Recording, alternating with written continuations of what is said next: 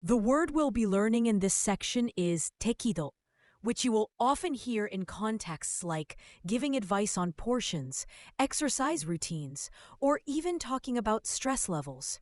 For example, you might say, 運動は適度に, which means exercise in moderation. The word tekido means a suitable amount or moderate level of something, not too much and not too little, but just right. The first kanji means suitable or appropriate, something that fits or matches. It appears in words like tekisetsu, which means appropriate, where this kanji gives the sense of fitting or being right for the situation. It also appears in tekio, meaning to adapt, where the idea of fitting or adjusting is clear. The second kanji means degree, extent, or a counter for how many times, and it often measures amounts or levels.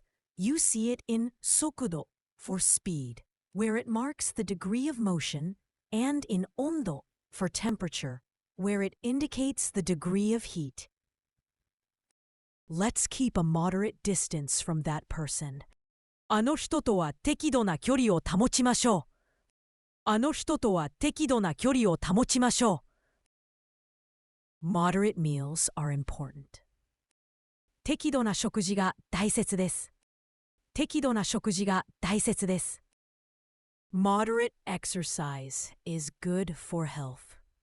適度な運動は健康に良いです。適度な運動は健康に良いです。A moderate amount of rest is necessary. 適度な休みが必要です。適度な休みが必要です。The most common synonyms of the word tekido are tekisetsu and hodoyoi. Tekisetsu highlights more appropriateness in terms of a particular situation, whereas hodoyoi suggests a sense of balance or just right in quantity or level. The most common antonyms of the word tekido are kajo and fusoku.